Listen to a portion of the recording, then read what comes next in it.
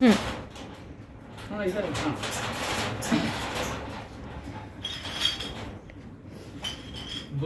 नमामि।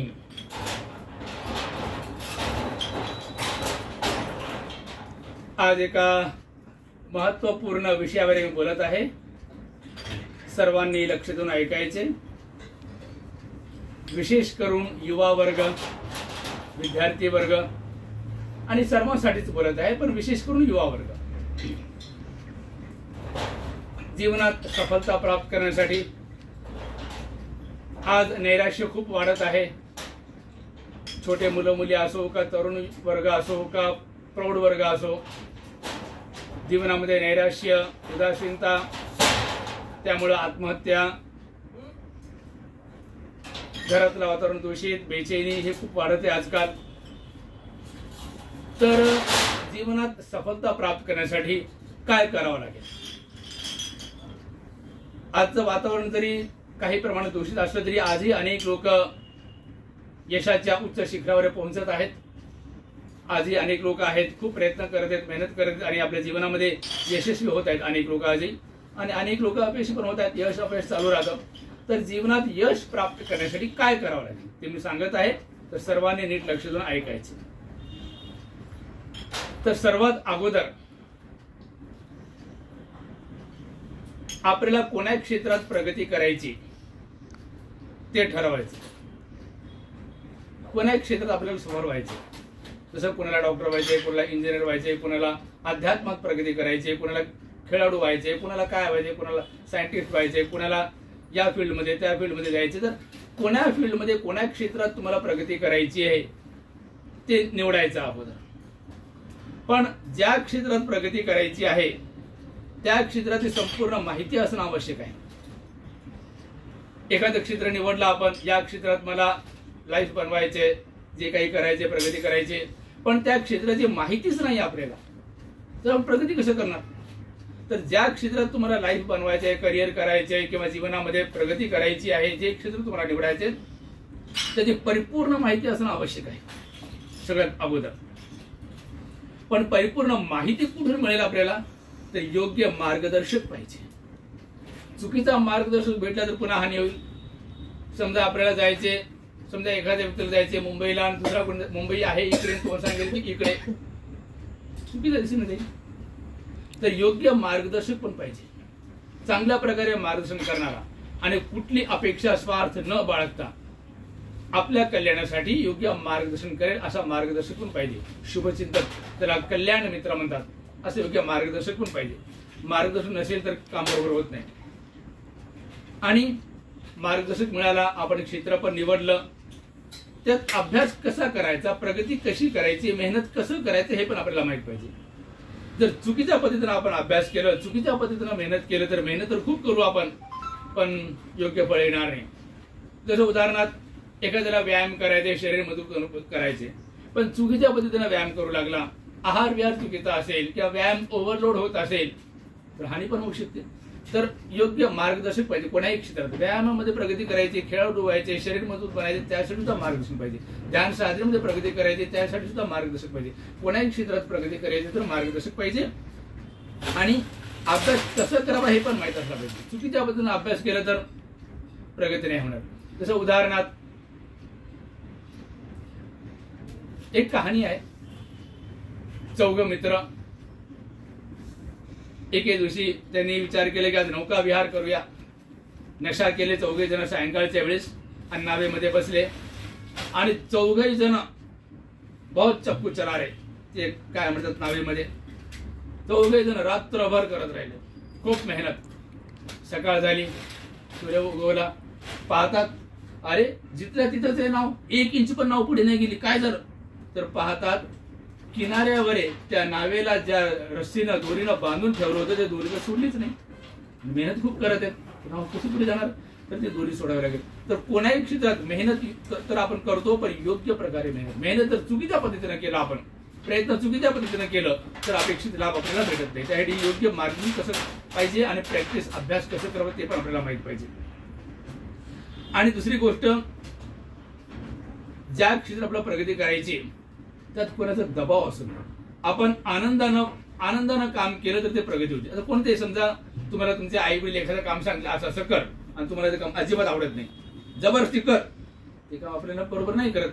पण आपल्या आवडीचं काम असेल तर किती उत्साहानं करतो. तर कामामध्ये उत्साह पाहिजे. ज्या क्षेत्रात तुम्हाला प्रगती करायची त्यात अभ्यासामध्ये उत्साह पण पाहिजे. प्रगतीसाठी आपल्याला मार्गदर्शन पाहिजे, कसं काम करावं ते माहीत असलं पाहिजे आणि उत्साहानं आनंदानं काम करायचं तर प्रगती होईल. आणि पुन्हा दृढ निश्चय. कामामध्ये दृढ निश्चय, हे काम मी करणारच, हे काम मी करणारच, हे यश मी प्राप्त करणारच, किती पण अडचणी येऊ. कामामध्ये अडचणी येतात, जीवनामध्ये खूप साऱ्या अडचणी येतात. खूप बुद्धाच्या जीवनात अडचणी खूप आल्या, बाबाच्या जीवनात अडचणी खूप आल्या, सावित्री ज्योतिबाला खूप अडचणी आल्या, कबीर, जेवढे महापुरुष झाले, साधुसंत झाले, त्यांच्या जीवनामध्ये खूप अडचणी आल्या. आपण तर सामान्य लोक, जीवनात अडचणी येणारच. दृढ निश्चय पाहिजे, मी हे काम करणारच, हे सफलता मी प्राप्त करणारच, किती पण अडचणी येऊ, कुणी काय म्हणू, किती पण अडचणी येऊ, मी हे काम करणार. दृढ निश्चय पाहिजे. दृढ निश्चय पाहिजे. सोबत आत्मविश्वास पण पाहिजे. मी हे काम करू शकतो. अनेक लोक तुम्हाला निगेटिव्ह करतील, अरे ये तेरे बस की बात नाहीये, तू हे करू शकत नाहीस, हे तुला शक्यच नाही, अरे ते तुझ्यानं होत नाही, कसं मेहनत करतो तुझ्यानं होतच नाही. निगेटिव्ह करणारे खूप लोक असतात.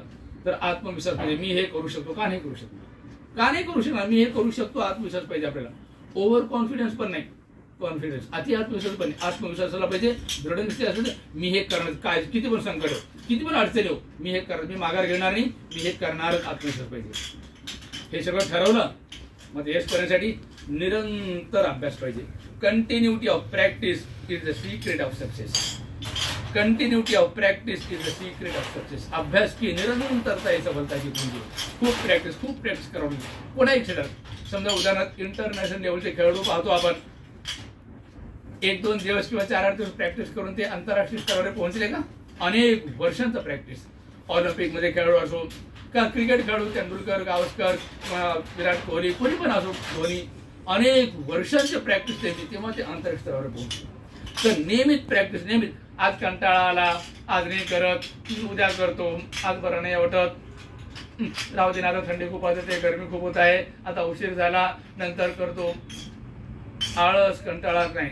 नियमितपणे रेग्युलर प्रॅक्टिस पाहिजे. अभ्यास नियमितपणे. Continuity of practice is the secret of success. अभ्यासची निरंतरता ही सफलता की कुंजी आहे. तर निरंतर अभ्यास हे सुद्धा पाहिजे. त्यानंतर हे सगळं ठरवलं पण सदाचार पण पाहिजे जीवनात. जर आपण वाईट मार्ग गेलो, आता तर अनेक मुलं मुली, शाळेचे 10-12 वर्षाचे मुलं मुली पाहतो आपण, तंबाखू, खर्रा, गुटखा, बिडी, सिगरेट सेवन करतात. हायस्कूलचे मुलं मुली, 8वी, 9वी, 10वीचे अनेक मुलं मुली गांजा सेवन करतात. शाळा सुटली, ट्युशन क्लास सुटला, शाळेच्या बाहेर निघतात, एका ठिकाणी जमा होतात, त्यांचं स्कूल बॅग मधून आपल्या बॅगमधून काढतात, सिगरेट काढतात, तंबाखू काढतात, गांजा भरतात आणि गांजा भरून 8वी, 9वी, 10वीचे मुलं मुली सुद्धा, चांगल्या घरचे मुलं मुली सुद्धा अनेक ठिकाणी असं घटना घडत आहेत. किंवा अनेक जण नशा करत आहेत. कॉलेजचे मुलं मुली तर सगळेजण नाही पण अनेक जण पाहतो आपण पेपरमध्ये बातम्या येतात, रेव पार्टीमध्ये जा, नशा करा, काय काय काय काय बघा. तर शील परिशुद्ध आहे, मोरॅलिटी, शील सदाचाराचं जीवन असलं पाहिजे तरच जीवनामध्ये यशस्वी. वाईट सवय लागली, कोणती पण जे लपून छपून करायचे कामं, कोणाला नाही कळाले असे कामं, वाईट सवय लागली की जिंदगीत सफलता नाही, शक्यच नाही. त्यामुळे शील सदाचाराचं पालन, मोरॅलिटी फार आवश्यक आहे. सदाचार, शीलाचं पालन, कोणतंच वाईट काम करणं नाही, शरीरानं नाही, वाणीनं नाही. सुरुवातीला तर एवढंच, शरीरानं वाईट काम करणार नाही, वाणीनं वाईट बोलणार नाही. पुढे जाऊन तर आगे तर मनानं सुद्धा वाईट नाही, मनात सुद्धा वाईट विचार येऊ देणार नाही. तर शील सदाचाराचं पालन, परिशुद्ध शील असलं पाहिजे. त्यानंतर मंगल मैत्री, बुद्ध आणि त्यांचा धम्मग्रंथ, लेखक डॉक्टर बाबासाहेब आंबेडकर. या ग्रंथामध्ये जिथे दुसरा खंड समाप्त होतो, तिसरा खंड सुरू व्हायचा अगोदर दुसरा खंड समाप्त होतो, शेवटचा भाग, अगदी शेवटी काय लिहिलं? जीवनाच्या सर्व क्षेत्रात सफलता प्राप्त करण्यासाठी मंगल म्हणजे विश्वातल्या सर्व प्राण्याबद्दल मंगल म्हणजे कुठला भेदभाव नाही. हा तर त्या जातीचा, तर त्या जातीचा, कुठला भेदभाव नाही. हा तर सासू आहे, सून आहे, तो आहे, तो आहे, सर्वांबद्दल मंगल म्हणजे कुठली अपेक्षा नाही, सर्वांबद्दल मंगल म्हणजे सर्वांचं मंगल हो, सर्वांचं कल्याण हो.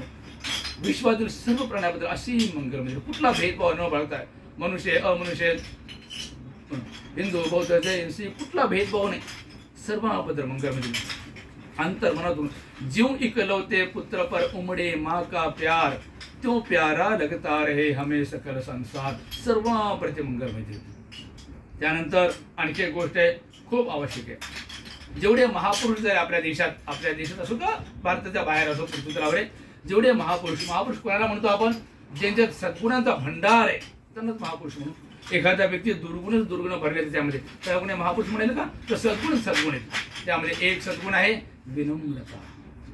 विनम्रता, पोलाइटनेस, विनम्रता पाहिजे. अहंकार नाही. अहंकार आला की दुर्गती. तर विनम्रता जीवनात सफलता पाहिजे. तर विनम्रता पण खूप विनम्रता. लोकांची सेवा करा. विनम्रता आणि पुन्हा काही बिलकुल क्रोध नाही. विनम्रता, निस्वार्थ सेवा. लोकांची सेवा करा. बदल्यात कुठली अपेक्षा नाही. बाबासाहेबांनी करोडो लोकांची सेवा केली. बदल्यात कुठली अपेक्षा नाही बाळगली. जनावरापेक्षा वाईट वस्तू त्या 70 वर्षापूर्वी मनुष्याचं. निस्वार्थ सेवा, बदल्यात कुठली अपेक्षा नाही. बस लोकांचं कल्याण. महिलांना शिक्षण बंद होतं. सावित्रीजी किती त्रास सहन केलं. देशाला स्वातंत्र्य मिळवून देण्यासाठी किती लोकांनी मेहनत केलं. छातीवर गोळ्या झेलल्या. जालियनवाला बाग हत्याकांड किती कालापाणी जेलमध्ये टाकलं. किती त्रास सहन केला. आपल्या प्राणांची आहुती दिली. लोकांची सेवा, बदल्यात कुठलीच अपेक्षा नाही. बदल्यात मला काय मिळेल नाही. निस्वार्थ सेवा. बस लोकांची सेवा. बदल्यात कुठलीच अपेक्षा, निस्वार्थ सेवा. हे झालं. त्यानंतर सगळ्या सद्गुण स्वतःला तपासत राहायचं. माझ्यात काय काय सद्गुण आहेत, काय काय दुर्गुण आहेत, स्वतःला तपासत राहायचं. आपण जे स्वतःला तपासून पाहायचं. सम्मा व्यायाम अष्टांगिक मार्ग एक सम्यक व्यायाम. स्वतःला तपासायचं. माझ्यामध्ये कोणकोणते दुर्गुण आहेत. माझ्यात हे दुर्गुण आहे, हे खोट आहे, माझ्यात हे दुर्गुण आहे. काढून टाक. घरातला कचरा काढून फेकताना बाहेर झाडून अंगाला काही घाण टाकते काढून टाकताना मनाला स्वच्छ करा. मन तपासा. माझ्यात काय काय दुर्गुण आहेत. माझ्यामध्ये हे दुर्गुण आहे, काढून टाका. पुन्हा तपासा कोणते दुर्गुण नाहीत. माझं हे दुर्गुण नाहीये. जसं दारू प्यायचं दुर्गुण नाहीये, आपल्यात तंबाखूचं दुर्गुण नाहीये. तर जे दुर्गुण नाहीयेत ते दुर्गुण आले पण नाही पाहिजे. जे दुर्गुण आहेत ते काढून टाका. आणि जे दुर्गुण नाहीयेत ते आले पण नाही पाहिजे, भविष्यात आले नाही पाहिजे. पुन्हा स्वतःला तपासा. माझ्या चित्तात कोणकोणते सद्गुण आहेत. जे सद्गुण आहेत ते सांभाळून ठेवा आणि त्याचं संवर्धन करा, वाढवा. कोणकोणते सद्गुण आहेत माझ्यात ते सद्गुण सांभाळून ठेवा, वाढवा. आणि जे सद्गुण नाहीत, अरे माझं हे सद्गुण तर नाहीये, त्याच्यामध्ये हे सद्गुण आहे, त्याच्यामध्ये हे सद्गुण आहे, माझ्या तर नाही हे सद्गुण, ते सद्गुण घेऊन. जे दुर्गुण आहेत ते काढून टाका. जे दुर्गुण नाहीयेत ते आले पण नाही पाहिजे भविष्यात. जे सद्गुण आहेत ते सांभाळून ठेवा, त्याचं संवर्धन करा, वाढवा. आणि जे सद्गुण नाहीयेत ते घेऊन या. आणि त्यानंतर आपल्या समोर एक आदर्श राहिला पाहिजे. महापुरुषाचा आदर्श आपल्या समोर असला पाहिजे. जे कोणाला बाबासाहेब कोणाचे आदर्श आहेत, कोणाचे बुद्ध आदर्श आहेत, कोणाचे कबीर आदर्श आहेत, जे कोणी किंवा अनेक इतर महापुरुष. आता भारतामध्ये अनेक परंपरेचे लोक आहेत. काही परंपरेच्या लोकांना हा व्यक्ती आदर्श आहे, काही परंपरेच्या लोकांना तो व्यक्ती आदर्श आहे. जो कोणी असेल एक आदर्श सद्गुणाचा भंडार महापुरुष आदर्श आपल्या समोर राहिला पाहिजे. आणि मला तसं बनायचं. आपल्या समोर एक आदर्श असला पाहिजे. आणि आदर्श पाहिजे. आणि पुन्हा त्यासाठी जीवनात सफलता प्राप्त करण्याची आणखी गोष्ट आवश्यक आहे. शारीरिक आणि मानसिक दोन्ही स्तरावर मजबूत राहायचे, स्ट्रॉंग राहायचे. शारीरिक स्तरावर स्ट्रॉंग होण्यासाठी काय करावं लागतं तुम्हाला माहिती आहे. योग्य आहार विहार राहिला पाहिजे, व्यायाम करायचं, एक्सरसाइज करायचं, वाईट व्यसन लागलं नाही पाहिजे, हे तुम्हाला माहिती आहे. शारीरिक स्तरावर मजबूत होण्यासाठी काय करतं. पण शारीरिक स्तरावर मजबूत पेक्षा जास्त आवश्यक आहे मानसिक स्तरावर मजबूत. एक प्रश्न तुम्हाला विचारतो. समजा दोघं जण आहेत, दोन भाऊ म्हणा, बहिणी म्हणा, दोघं जण आहेत, मित्र म्हणा, कोणी पण. एक जण उदाहरण देत आहे, एका व्यक्तीमध्ये 100 हातीची ताकद आहे, पण तो मनोरुग्ण आहे. आणि दुसरा कोणी व्यक्ती शरीरानं दुर्बल आहे पण मानसिक स्तरावर खंबीर आहे. तुम्ही समजलं ना. दोघं जण, एक जण 10 हातीची ताकद आहे, 100 हातीची ताकद आहे, पण शरीरानं दुर्बल आहे. ताकद भरपूर आहे पण मनोरुग्ण आहे, तो मेंटली डिस्टर्ब आहे. आणि दुसरा कोणी व्यक्ती मानसिक स्तरावर खंबीर आहे पण शरीरानं दुर्बल आहे. जीवनामध्ये उतार चढाव येतातच. आपल्या जीवनामध्ये कोण यशस्वी होणार आहे दोघांपैकी? जो मानसिक स्तरावर मजबूत आहे तो होणार. शरीरानं दुर्बल असते, मानसिक स्तरावर मजबूत.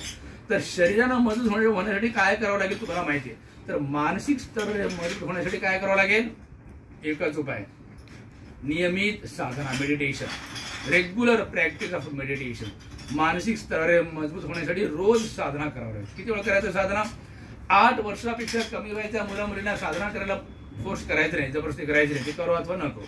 घरातले मोठे लोक करतात ते पाहून त्याला प्रोत्साहन म्हणून ठीक आहे. 8 ते 12 वर्षाच्या मुला-मुलींनी 10 मिनिटं सकाळी 10 मिनिटं संध्याकाळी साधना करायलाच पाहिजे. 13 ते 15 वर्षाच्या मुला-मुलींनी 20 मिनिटं सकाळी 20 मिनिटं सायंकाळी साधना करायचंच करायचं. 13 ते 15. 16 ते 20 वर्षाच्या मुला-मुलींनी 8 ते 12 10 मिनिटं, 13 ते 15 20 मिनिटं आणि 16 ते 20 वर्षाच्या मुला-मुलींनी अर्धा तास सकाळी अर्धा तास सायंकाळी. आणि 20 वर्षाच्या वरच्या सर्वांनी 1 तास सकाळी 1 तास सायंकाळी साधना करायचीच करायची. पण साधनेत प्रगती करण्यासाठी पुन्हा 3 गोष्टी पाहिजे. मेंटली स्ट्रॉंग होण्यासाठी साधना रोज करायचं आणि साधनेमध्ये प्रगती करण्यासाठी 3 गोष्टी पाहिजे, तरच साधनेत प्रगती होती, नाहीतर नाही होत. कोणत्या 3? एक तर डेली प्रॅक्टिस, रोज सकाळ संध्याकाळ साधना करा, मेडिटेशन करा रोज सकाळ संध्याकाळ. एक काम. किती वेळ करायचं सांगितलं. दुसरं काम, शील परिशुद्ध पाहिजे. हत्या करायचं नाही, चोरी करायचं नाही, सापडलेली वस्तू घ्यायचं नाही. जी वस्तू माझी नाही ती घेणार, जी वस्तू माझी नाही ती घेतो म्हणजे चोरी. खोटं बोलायचं नाही, व्यभिचार करायचं नाही, नशा करायचं नाही. हे 5 शील परिशुद्ध. पण आजकाल परिशुद्ध शील फार कमी लोक आहेत. अनेक लोक शील पालन करत नाही. पण साधनेमध्ये प्रगती करण्यासाठी शील पण परिशुद्ध पाहिजे. अनेक लोक शील पालन करत नाहीत, साधनेत प्रगती होणार नाही. हत्या करतात, बिलकुल कुठल्यापर्यंत हत्या करायचं नाही. चोरी भ्रष्टाचार किती वाढलाय, चोरी भ्रष्टाचार करायचं नाही. खोटं बोलायचं, आज किती खोटं बोलतात, छोटे छोटे खोटे बच्चे खोटं बोलतात. साधनेत प्रगती होणार आहे, खोटं बोलायचं नाही, नशा करायचं नाही आणि व्यभिचार करायचा नाही. विवाहितांनी मर्यादित राहायचं पती पत्नीपर्यंत आणि जे अविवाहित तर ब्रह्मचर्याचं पालन करायचं. आजकाल पाहतो अनेक मुलं मुली शाळा कॉलेजचे पुष्कळ, सगळेजण नाही पण अनेक मुलं मुली पाहतो आपण शाळा कॉलेजात जातात आणि आई वडील मुलांना पाठवतात शाळेला कॉलेजला शिक्षण घेण्यासाठी आणि ते मुलं मुली शाळा कॉलेज जाऊन प्रेम प्रकरण सुरू करतात. साधनेमध्ये अडथळा, साधनेत प्रगती होणार नाही. जे मुलं मुली शाळा कॉलेज लाईफमध्ये लव्ह स्टोरी सुरू करतात, प्रेम प्रकरण सुरू करतात, बॉयफ्रेंड गर्लफ्रेंड, त्यांची साधनेमध्ये प्रगती होत नाही. त्यासाठी शीलाचं पालन, 5 शील परिशुद्ध, हत्याने, चोरणे, व्यभिचारणे, खोटणे, नशाने, 5 शील परिशुद्ध असले पाहिजे. तर आणि आपला सहवास कोणासोबत राहायचा पाहिजे, आपल्या संपर्कात शीलवान सज्जन मुला मुलींशी संपर्क. जे मोठे लोक आहेत त्यांना शीलवान लोकांचाच आपला मित्र परिवार कसा असला पाहिजे, शीलवान पाहिजे, सज्जन पाहिजे, तसंच पाहिजे. आपले परिवारातले लोक असो, आपले मित्र असो, आपल्या संपर्कात लोक, त्यांना जर कोणती वाईट सवय असेल, वाईट लोकांच्या संपर्कात सानिध्यात आपण राहिलो तर प्रगती होत नाही, पुन्हा धोका आहे. ज्याच्या लोकांच्या संपर्क जर आपण तसंच करू, आपले मित्र जर वाईट मुला मुलीशी आपण मित्रता करू, आपल्याला वाईट सवय लागते. सज्जन मुला मुलीशी मित्रता करू तर आपल्याला चांगली सवय. तर आपल्यापेक्षा श्रेष्ठ सद्गुणामध्ये जास्त आहे त्याच्याशी मित्रता करू, त्याच्या व्यक्तीचा संपर्क राहू तर आपला प्रगती होताना पण सांगितलं. आपल्यापेक्षा श्रेष्ठ व्यक्तीच्या संपर्कात राहा, जो सद्गुणामध्ये साधनेमध्ये सद्गुणामध्ये श्रेष्ठ आहे त्याच्या संपर्कात राहा तर तुमचं कल्याण होणार. आणि आपल्यापेक्षा श्रेष्ठ व्यक्ती नाही भेटला तर आपल्या बरोबरच्या व्यक्तीसोबत राहा.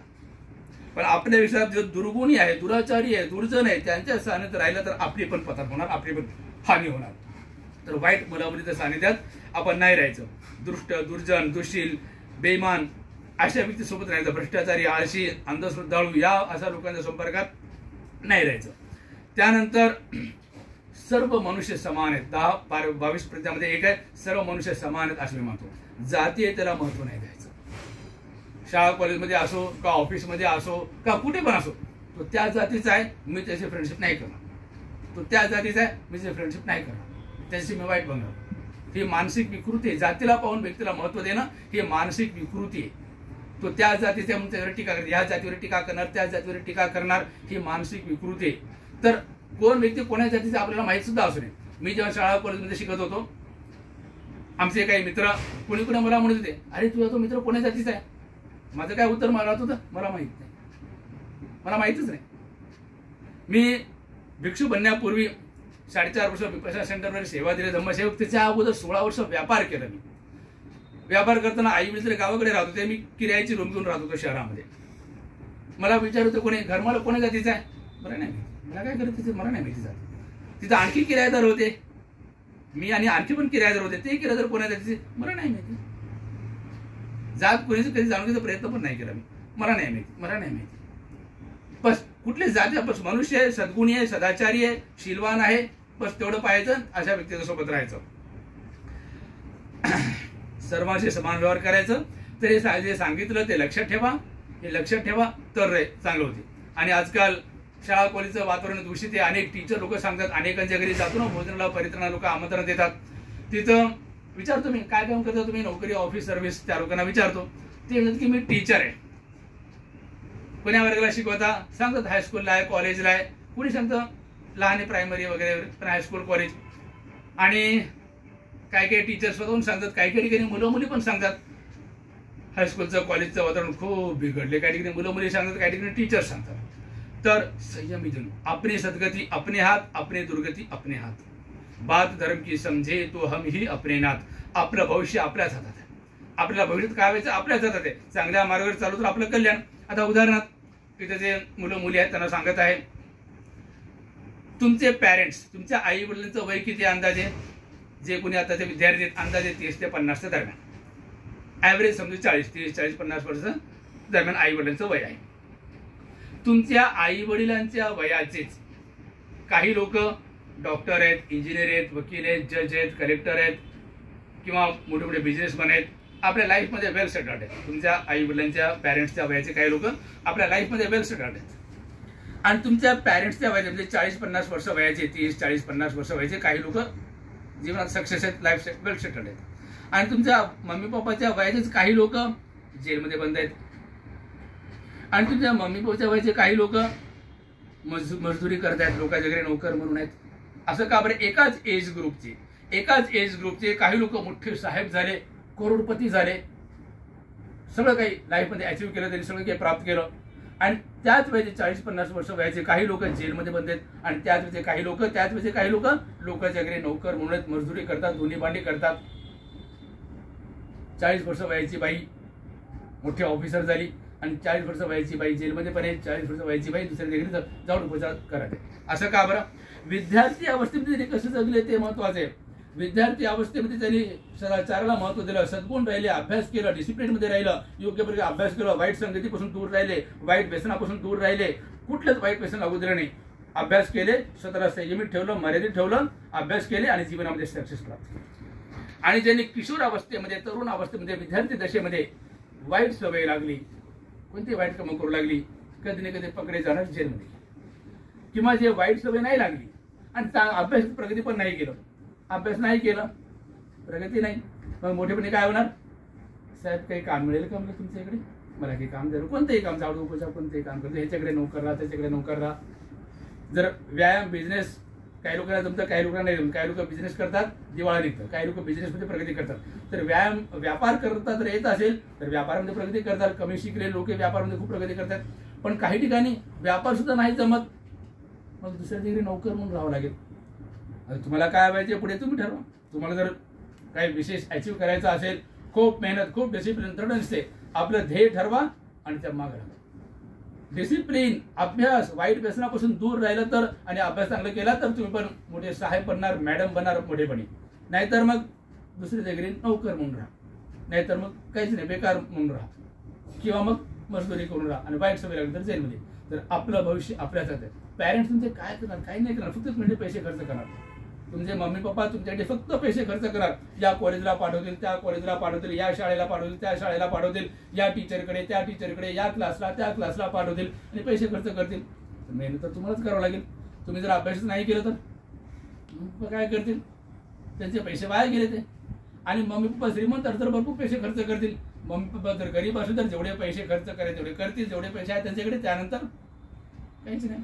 अभ्यास तुम्हालाच करायचे. मम्मी पप्पा पैसे खर्च करतील, किंवा टीचरकडे पाठवतील, तुम्हाला सांगतील, खूप सांगतील, असं नाही करायचं, असं नाही करायचं, असं करायचं, तसं करायचं. पण मेहनत तर तुम्हालाच करावी लागेल. तुम्ही अभ्यास केला, चांगलं राहिला तर जीवनात सक्सेस, नाही गेलात तर काही नाही. मम्मी पप्पा काही नाही करणार, पैसे खर्च करेल, तुम्हाला सांगतील. तर जितना बुरा न कर सके दुश्मन द्वेषी द्रोही, अधिक बुरा निज मन करे जब मन मैला होय. अधिक भला न कर सके माँ बापू मित कोई, अधिक भला निज मन करे जब मन निर्मल. तर एवढं बोलून तुम्हाला सर्वांप्रती मंगल कामना करत मी इथेच थांबतो. तुम्हाला सर्वांचं खूप मंगल हो. जे सांगितलं ते तुमच्या जीवनात खूप कामाला येऊ तुमच्या. आणि अभ्यास करून तुम्हा सर्वांचं आयुष्य सार्थक बनवू अशी मंगल कामना करत इथेच थांबतो. भवतु सब्ब मंगलम, भवतु सब्ब मंगलम, भवतु सब्ब मंगलम. बुद्धं